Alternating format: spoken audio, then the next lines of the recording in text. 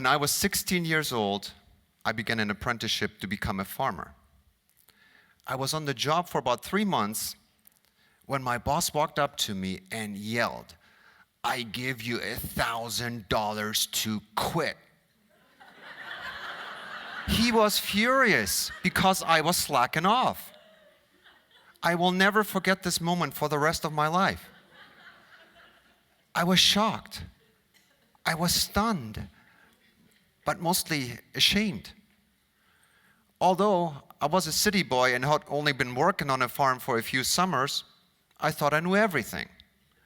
Well, I didn't. But I wanted to finish what I started. I liked working outside and with the animals. My boss challenged me to either shape up or ship out. So I got my act together and stayed. The experience has changed my life.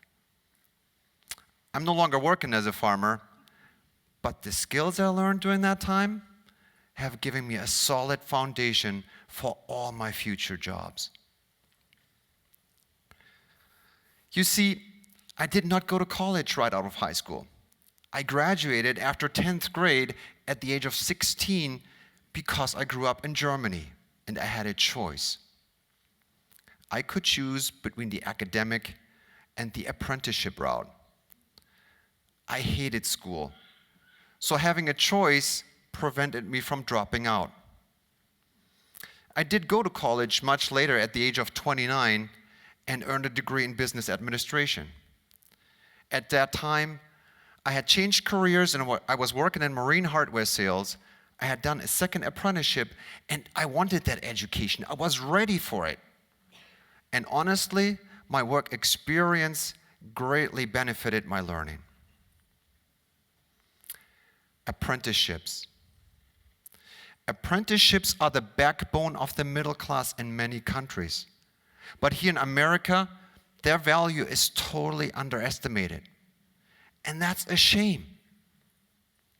We need to transform our K-12 education system so it does not automatically push our children into the academic route.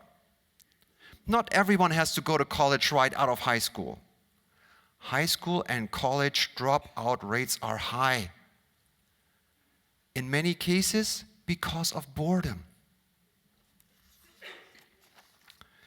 I believe in apprenticeship education as a solution to a number of problems in our schools, in our businesses, and in our economy.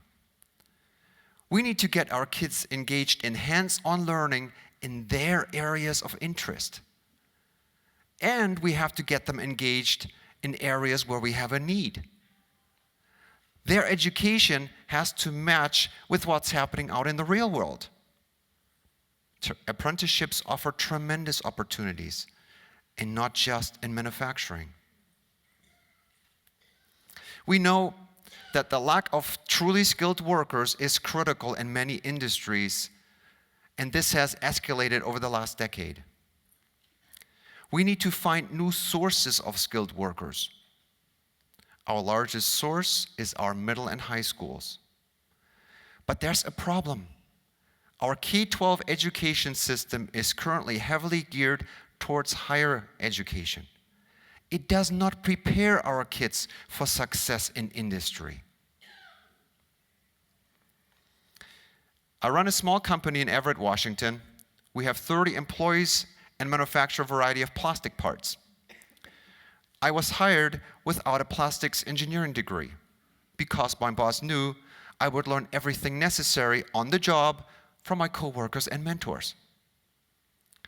My current employees also have learned on the job, and they have very valuable skills and are extremely hard to replace. But none of them needs a college degree. Ever since I was hired 17 years ago, finding qualified employees has been a problem. 3 years ago, I was in desperate need to find a new mold maker. My principal mold maker was about to retire, and I had to find a successor. So I advertised locally, then nationally, and finally hired a headhunter without success. I talked to our local community colleges. but they couldn't help me either.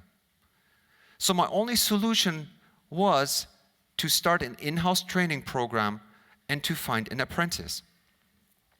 So I called the Department of Labor and Industries, which oversees all apprenticeships in our state, and they referred me to AJAC. AJAC stands for Aerospace Joint Apprenticeship Committee. Let me tell you more about AJAC. AJAC is a statewide nonprofit organization which brings to the table employees, employers, educators, and the Department of Labor and Industry. So far, AJAC has developed 6 advanced manufacturing apprenticeship programs. Our state has about 200 registered apprenticeships. That's not very many considering the thousands of occupations we have. Our current workforce includes highly skilled workers who offer valuable knowledge and skills they have acquired through years of experience.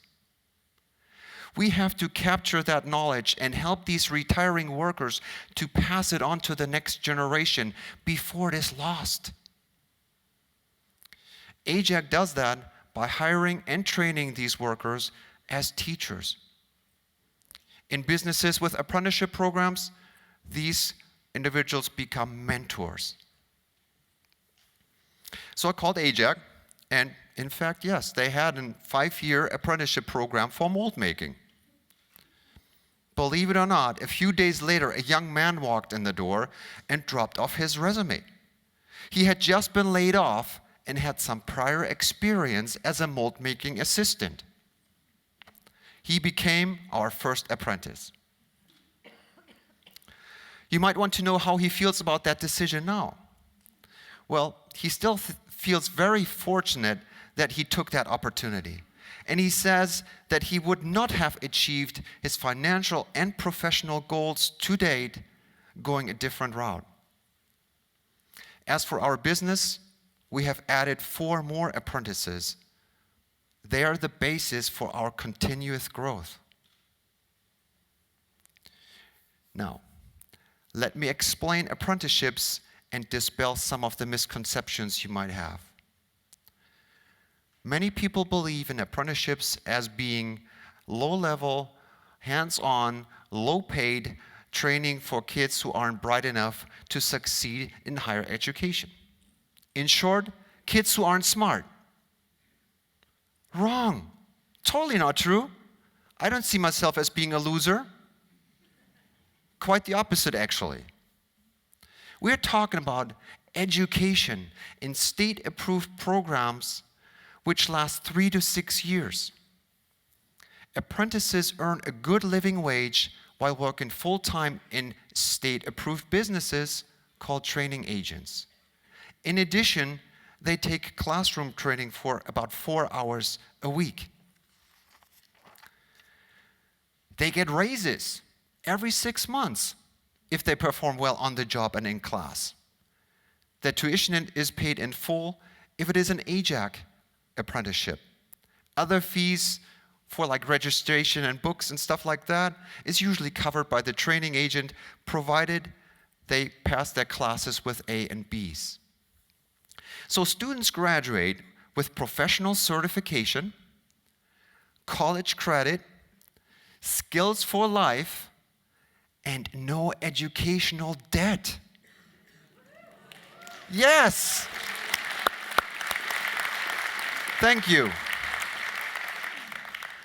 But here's the best part. Our schools can prepare our students for apprenticeships. Let me tell you how. First of all, middle and high schools need to provide CTE, which stands for Career Technical Education. With CTE, students study careers in industry and business and connect with people in those fields. CTE is also considered the dropout prevention program.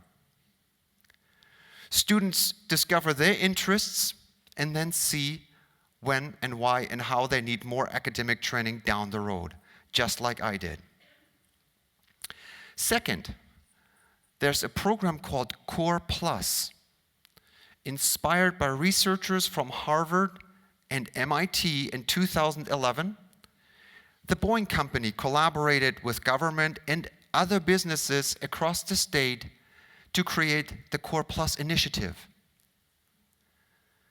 The intensive Core Plus curriculum ties directly into CTE and STEM and connects K-12 with post-secondary learning, like apprenticeship programs.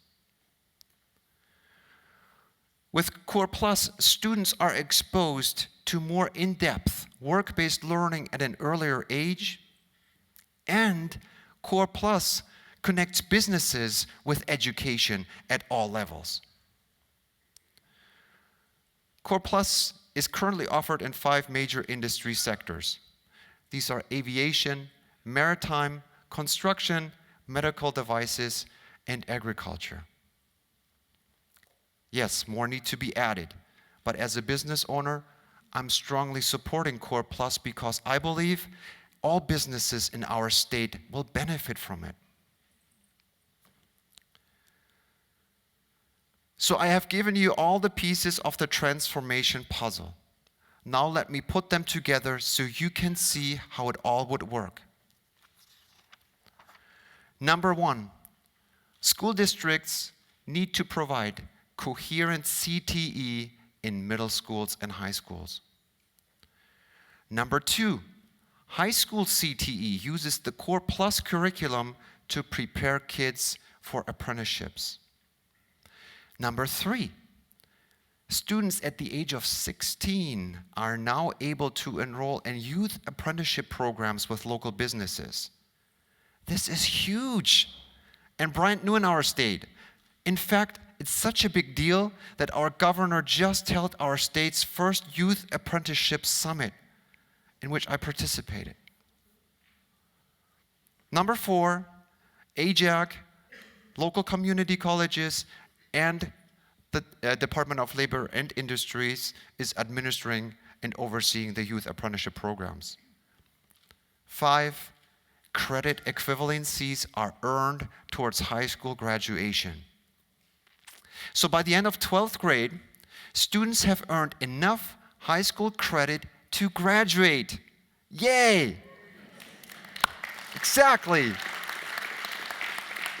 But they have also earned apprenticeship credit and college credit, and again, so far, 0 educational debt.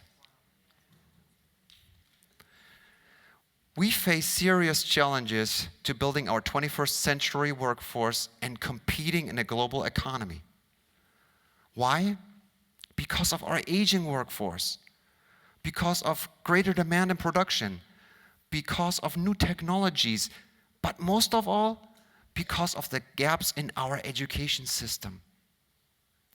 For example, over the next 5 years, our state needs to add 740,000 additional skilled workers to fill increasing demand. 740,000. That number is just mind-boggling to me. Where are they supposed to come from? Apprenticeships is not just a local solution. It goes national and worldwide. And a few other states are also developing youth apprenticeship programs, but none of them has an organization like AJAC.